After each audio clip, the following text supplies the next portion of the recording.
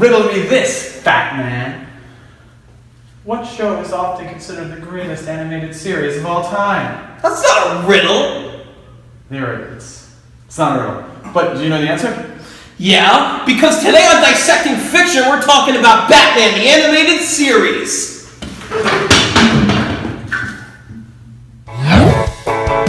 It's Dissecting Fiction with Vinny Murphy and Peter Patrizzo. Today on Dissecting Fiction, Batman the Animated Series.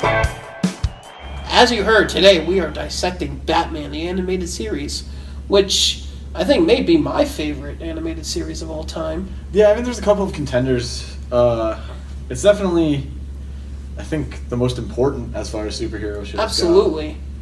Go. I mean, it pioneered like the entire DC animated universe as we know it pretty much from the 90s and on anyway.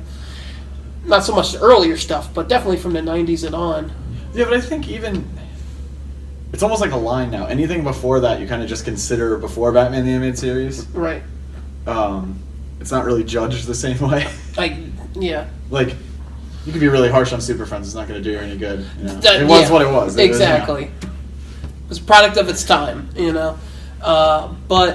It started with Bruce Timm, and Paul Dini also came from Tiny Toons Adventures, didn't he? I'm not sure about Dini. I know... Tim Radomski? Tim Radomski, okay, yeah. Tim Radomski. I think they were the project leads when it first came over. Then they kind of added, like, you know, Alan Burnett, a bunch of the other guys who would be regulars as the show went on. And developed a pretty unique style. Yeah. A lot of art direction from Mike Mignola, who you might know as the creator of Hellboy. Yep, absolutely. Love. Also, they started animating on black paper to really bring out the moodiness of that show. Yeah, so they would do all the backgrounds on the black, so any of the negative space would just be black, so everything would be exactly. nighttime. There's a lot of cool stuff too. If you seek it out, there actually is the show Bible you can find online. It's not too hard. If you're looking for it, it's hosted a couple of places. A lot of interesting stuff there about how Batman is to be portrayed, how Batman is the primary identity and Bruce Wayne is the facade. Right. A lot of interesting stuff about how to write the Joker, which I think is kind of cool. Mm-hmm. And some character backgrounds that don't ever make it into the show that they establish in there of how the character is supposed to be written. Like Montoya has I don't want to give it away, but she has a very different background than what she ends up being in the comics later. Oh yeah, and not only that, but I don't think a lot of people even realize that they created the origin that we now know for Mr. Freeze. Oh, right. In the animated series. Like that whole thing with his wife. Like up until then, he was just some guy that shot people with a freeze ray. He was actually pale dead at that point in the comics too. Yeah. When that aired, I think Mr. Freeze had been killed off. Right. Because he was kind of this, considered a goofy character. Yeah. A lot of writers didn't really want to use him. He was even in the Adam West show. He was. Yeah. It was in the Adam West show. That was the first Mr. Freeze I knew, was the Adam West show. That's right. Mm-hmm. Yeah, but we also have an animated series to thank for that, for the full Mr. Freeze origin. So it's Montoya. Montoya. Yeah, thank for it. We'll leave the big one for last. Lockup became pretty popular, actually. The vigilante criminal. Right. Depends on the story. Right. Yeah, no, I would say so. But, then just, you had so much influence from the comics as well, though, which I thought was great in the show. And I think what makes it function best is it's a streamlined version of everything. Once again, something that you see in that show Bible, if you track it down. The idea was to create a Batman that was the quintessential Batman. Right. Not do anything too far out from the character's core, but also not violate anything. Right. So that's why in animated series you see like kind of magic stuff, but it's very pulpy. It's very like 30s sort of idea of what magic would be. That changes later. Right. And they don't really stray too much into even other superheroes being around. It's really Batman and his group. Yeah. Yeah, exactly. Which I think helps the show, because you get to develop characters a little more directly than when you're trying to juggle a ton of them. Right. And coming off the success was the first animated movie, Mask of the Phantasm. which was supposed to be direct-to-video. Yeah. And then they had, because there was, if I get the story correctly, there was a gap in Warner Brothers' release schedule for that year. They told them, if you can get it done in 8 months, right. we can make it theatrical. So they boosted their budget a little bit, but 8 months, it's not a lot of time. Yeah, no. Yeah. Not for a project that big. Yeah, no. They were intentionally trying to stay away from, like, the villains from the show. Right. Except for the Joker thing. But I thought it was kind of cool that their Joker, because so much of the show was so much more down to earth than a lot of the animation, that their Joker actually had a pretty clear origin. And it never bothered me. Yeah, no. And like as a kid, God, I used to watch that probably every week. Oh, yeah. I remember when I first got it on VHS, Mask of the Phantasm, I watched it constantly. I was obsessed with it. Still am. But So unfortunately it bombed though. yeah. It did not do well in the theaters. It did have really good critical response. I mean, it had some of my favorite scenes in that movie, not just with the Batman stuff, but even the Bruce Wayne stuff. Like, I love this. Like, watching it as an adult, you really do appreciate the more dramatic scenes in that movie. Yeah, it's definitely. I think it's even more adult than the show. And Yeah, the show was pretty adult absolutely. at points. I love that scene when he's at the graveyard and he's like asking his parents, like, "Look, I don't want to keep doing this. I just want to be happy." Right. You know, and that was such a beautiful scene, and yeah. And I think that theme, that theme is going to kind of naturally show up no matter what you do. But I think because of that, you do see it in the Dark Knight trilogy. Mm-hmm. Absolutely. Definitely seen it more since Batman run. Right. Yeah. I think there is an influence even to just that movie. So that movie it's either at the end of the first season or near the second season. I think somewhere in there. Yeah. So then when they're ramping up, knowing they're going to do Batman Forever, they changed the show name to The Adventures of Batman and Robin. Okay. Right. And they changed the intro. The show's the same. A bunch of those episodes that aired with that were original run anyway. Right. Right. But we're forgetting the big thing here. One of DC's biggest sellers now Goes by the name Baby Doll. Baby Doll. Not Yeah. Baby Doll. Baby Doll. That's right. So not Baby Doll. No. Though I don't hate that character. I like Baby Doll a lot. I really like the episode that they did with her and Killer Croc.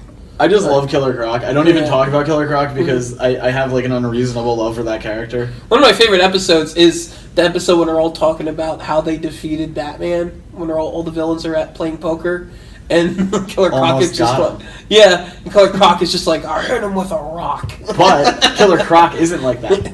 I know. That's Batman. Yeah, that's right. Spoiler. Spoiler alert. But Harley Quinn, yes, Harley Quinn. came from the animated Franchise, series. baby. That franchise, baby. That's right. That multi-million-dollar franchise. Saw some costumes. Yeah. But that is an interesting progression in itself. It's a character who was a throwaway character. Absolutely. A Yeah. character written to fit the aesthetic of the show. That Just a female sidekick for Joker. She was never meant to go any further than that episode. and then just popularity hit her. So the show doesn't run like super long. It's only 1992 to 1995. Right. Going right into Batman Forever, really. Yeah. I guess it ends a little after Batman Forever. The team then jumps to Kids WB from Fox, Mm-hmm. where they were. And the next time we kind of see that art style is 1998 Batman and Mr. Freeze Sub-Zero. I think that's how you say the name. I always just Yeah. said Sub-Zero as a kid. Yeah, Sub-Zero, But Batman and Mr. Freeze. Some way you're supposed to say it. Wraps up the show. Yeah. Tells you where Mr. Freeze is at the end. Freeze being a huge breakout character from the show as well. Right. And kind of prepares you for new Batman adventures, Yep.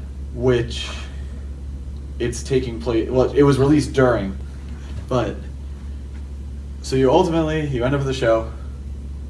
Comes on the air. Team from Tiny Toon Adventures jumps, makes a show on entirely black backgrounds, creating this like dark, dreadful Gotham. But still, at times, colorful and fun. Yeah, but it's always It was weird. They did manage to find that balance. Well, contrast is good. Yeah, There's exactly. no contrast, but ultimately, what do we get out of it? We get an awesome show. We get Renee Montoya. We get Lockup. We get Harley Quinn, who I think Warner Brothers is incredibly happy to have. Oh yeah, definitely now they are. And then as they move to Kids WB, the style changes again, and we get something new. Hello, viewers. Keep your wits about you, because on today's show, you'll be getting a clue to the next digit in Peter's phone number!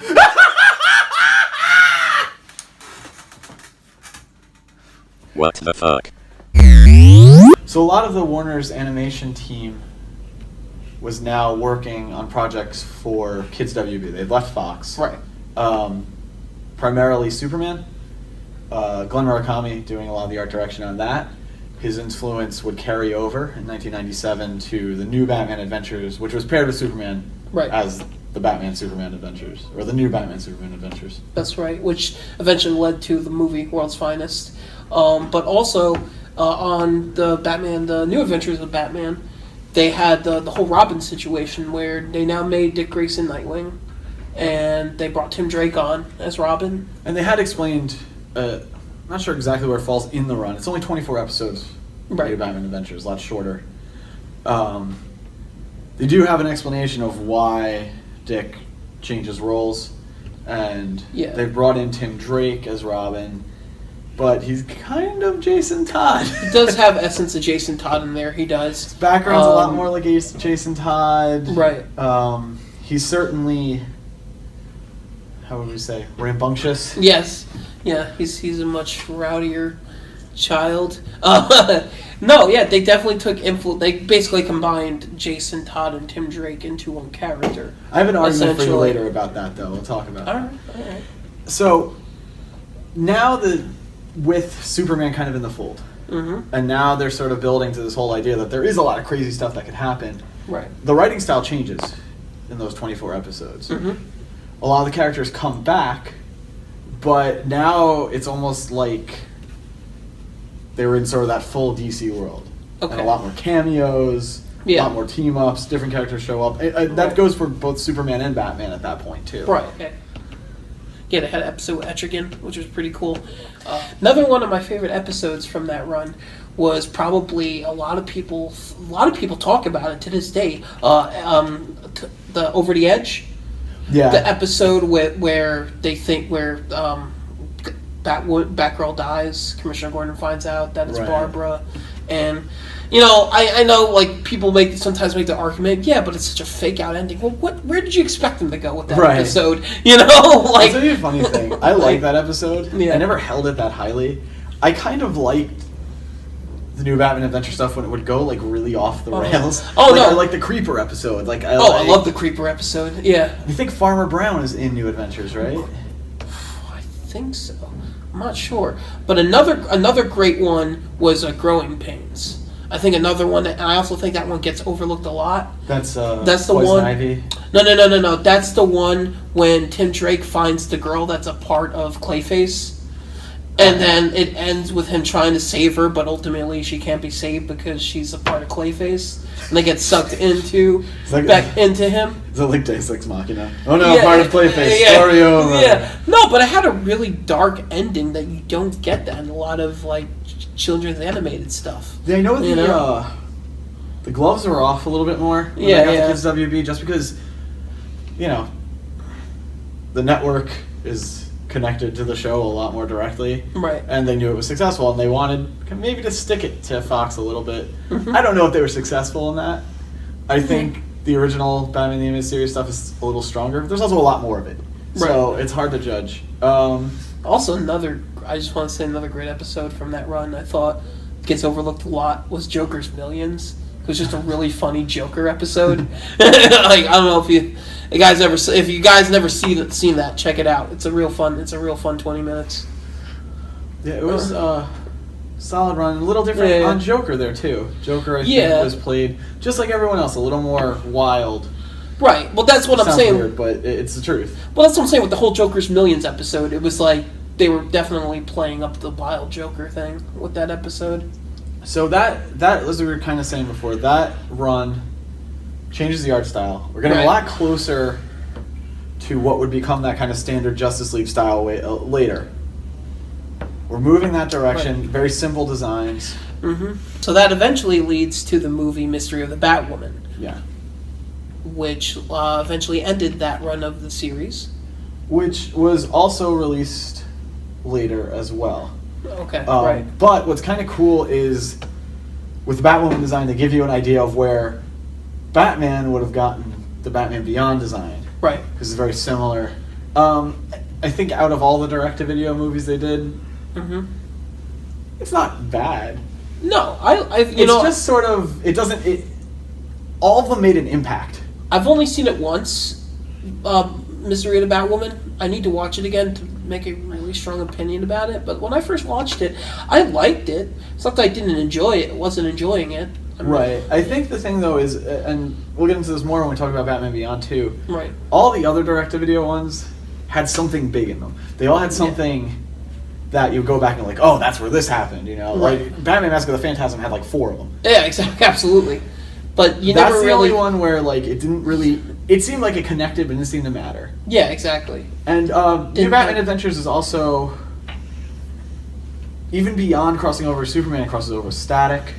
Okay, right. Yeah, that's right. They did have a time of Static Shock. That's right. Static Shock.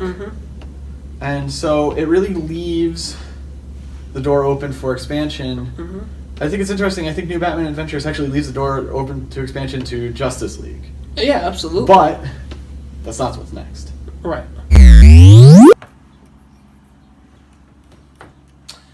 So, do you think these things can really be trained to kill people?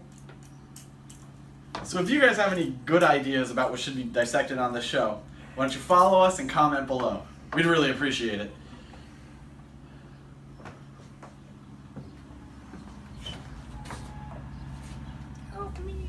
So as time goes on, Batman Superman wildly popular. Right. Story I heard is Kids WB wanted more Batman, but they were pushing kind of this youth idea. Yeah. So the team, pretty much the same team, comes up with Batman Beyond. Well, the main showrunners on that again wasn't it Bruce Timm and Paul Dini? Were the main? It's Dini. I'm always confused on his role. Like, it seems like he had a lot more control than his positions would have given him, but that also might just be perception because of the concepts he created. Like, he might feel like he was really big in like organizing, but I'm not too sure. But it was pretty much the same team as New Batman Adventures, with the addition of a lot of design from Darwin Cook. Okay. The late Darwin Cook, who would go on to do New Frontier for DC. A lot of great one stuff. of the best. One of the greatest artists. He had also worked on the Men in Black animated series, a director on I remember episodes, that. I remember. which was a very pretty show that content-wise wasn't quite up to snuff with I think the other Warner's things. Right. I mean, I get why they did it. I watched it. I liked it. But back to Batman Beyond. Yeah, it was a completely different style. I think it was set in like 20 years in the future. From your tagging here. I think it's supposed to be 2039. 2039. Okay. Because I think this is doing this on memory. I believe that opening sequence where it's Bruce in that suit is supposed to be 2019. Okay. And that's around when he retires. So he retires in 2019 in the first episode, and then it goes into... Something like that. But I think it's 2039. Okay. For Terry's run as Batman. Okay, that's right. So Terry himself is interesting. Oh yeah, definitely an interesting character. They definitely did a really good job with him, I think, because I like that he had a somewhat similar origin to Batman, but not completely. Like, he wasn't a rich kid. His family was very modest. And his dad gets killed by the Joker gang. The Jokers. Maybe. That's right. Well, if that's you haven't right. watched it, we'll get to that in a little bit. We'll talk a little bit about that because there's another point to be made on this show too. It's supposed to, this supposed to be this youthful thing, right? And I think there are a lot of parallels between Terry and like Spider-Man, the way they play him. Okay, yeah. He has almost this sort of I don't know what I'm doing thing, and then that kind of fades, which is appropriate. Right. But I would say probably the darkest of the 3 shows when it comes down to it. And not just dark, near explicit. It's not actually explicit. It's a lot of innuendo. Right. But There's only so much they're- they could do. They're not playing teenagers like little kids, Right. which is cool because teenagers don't behave like little kids, which Yeah, exactly. you might think if you watch a lot of TV. Which made the show feel more realistic, I think, in that sense, with the Because Terry characters. felt motivated. He felt like Yeah. a complete character even though he was a kid. Right. That show runs pretty hard through its run. I think it lasted, 4 seasons? 3 or 4 seasons, I think it was. It's another one of those weird breakdowns Yeah. where I believe it goes to, is 99 To 2000. to 2001. Oh. And So that'd be 3 seasons. right, but that's that whole Okay. thing. Animation's always hard to like kind Right. of qualify seasons because it gets broken up a lot. It goes straight through. Within there, we get our first Justice League. Right. In That's right. the future, there it's Well, Justice League premiered on Cartoon Network. right, but that'd be years Yeah. later. Yeah. That's not during this. The first Justice League we ever get is Batman Beyond. That's right. Oh, that's right, with the future Justice League. Right. Yes. Yes. And I think what might even be the bigger thing is Batman Beyond: Return of the Joker. Oh, that was huge. Animated movie first comes out in kind of a neutered form. Right. And then eventually they released the unedited version, which I definitely recommend. Which had a lot of death, had a lot of Well, much torture. darker. Which is, I think, this is the point I want to get into. We were talking before about Tim Drake on the new Batman Adventures. Right. And how he's a lot in common with Jason Todd. Yeah. I would make the argument that Terry McGinnis has a lot in common with Tim Drake. Okay. You know, like he's not, even though Tim Drake, as of now, is completely orphaned. Right. At the time of the comics, he wasn't. Mm-hmm. His father was still around. It's very similar to Terry. His mother is still around. He's running around. He's really like pretending to work for Bruce Wayne. Right. Not dissimilar from Tim Drake. Right. We, in Return of the Joker, find out that Tim Drake, as a kid, was tortured By the Joker. by the Joker. Yeah. Which I can't help but feel that they wanted to make the nod That it's to like the three big Robins at the time. Damien not invented yet. Right. Right. So Terry in a lot of ways is Tim. Tim in the show in a lot of ways becomes Jason, except a Jason who does not suffer as horrible a fate Yeah. as the comic book Jason. He Yeah. doesn't die, but he is kind of removed from superheroing at that point. Right. But we find out in the movie that the Joker like implanted some kind of chip on his neck, which made him made his DNA connected to the Joker's. I guess. Yeah, It's kind of convoluted how they explain it. It would be terrifying if it was actually any type of science. Yeah, exactly. But- Yeah. But It's forgivable. The content of that was good enough, and like I said, Oh, we yeah. got that explanation. I think the one other thing really worth mentioning about Batman Beyond is Batman Beyond got cut off. Supposed to have another season. right. They'd even announced it, Yeah. and they decided not to produce it. Yep. So it did not. It did not get an ending ending until. until Justice League, That's right. where in one episode called Epilogue, they jump to the future and they show you Future Terry McGinnis future Terry talking to older Amanda Waller. And breaking we don't want to into get her into it. house. I don't think we want to give that away if people haven't seen it. I feel like a lot of people don't appreciate Batman Beyond, Oh, right. and I think kind of teasing that might be a good way to get them in on I that. won't get into any specifics about Epilogue, about the Justice League episode Epilogue. But I will say this. It has one of the greatest Batman scenes ever in that episode. And it also changes every other show up until that point. Right. You know what scene I'm talking about with Batman. Indeed, I do. Okay. We can't talk about it. Yeah, we can. So if you have not seen Epilogue yet, watch it. And there's a really cool thing you can find online too, if you're just craving more Batman Beyond. Darwin Cook, Right. for the 75th anniversary of Batman, personally animated a short, a Batman Beyond short. That's really cool. It's like 2 minutes. It's still up on YouTube on DC's account. It's great. Yeah. I don't think I saw that one. I saw the one that Bruce Timm did, where it's like old pulpy, like 1930s Batman. There were a couple kind of of. them for the 75th anniversary. Right, there was a But- ton of them. From Batman Beyond, we start moving towards Justice League, which we're not going to get into today. Maybe Yeah, in the future. Comment. You guys want it? Tell us you want Comment. it. We'll talk about it. Like it. We've done a little bit of a feature on it on the Facebook page. That's Talked right. about the pitch for it. But it's a good companion to this if you haven't read that over on Facebook. That's facebook.com/dissectingfiction. But that brings us to the end of that run of Batman shows. That's right. And what a wonderful run. Hello, viewers. The last digit of Peter's phone number is 5. Stop giving away my phone number! You shut up! Alright, that's our show for today. Thanks everybody for watching. Please follow us on Facebook at facebook.com/dissectingfiction, on Instagram at dissectingfiction, on Twitter at dissectfiction, and if you type it into Google, you're going to find it. Yeah, exactly. And as always, thanks for watching. So, did you get this costume for cosplay? I don't cosplay. Oh, Halloween then? No. No, Halloween. Then why do you have it? I don't have to answer to you, okay? I don't have to answer anything! Alright. Well, that's it, folks. See you later!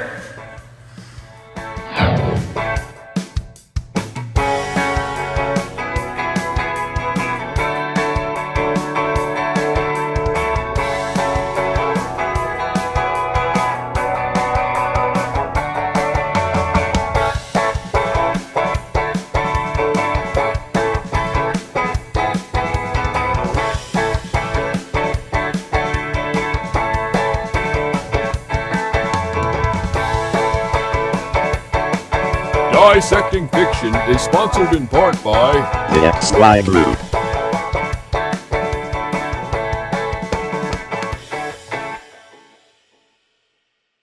That's right. And what a wonderful run. And that also means we have reached the end of this episode of Dissecting Fiction. Thanks for watching, everyone. Thanks, Diane Sawyer. Yeah. Good night and good Good luck.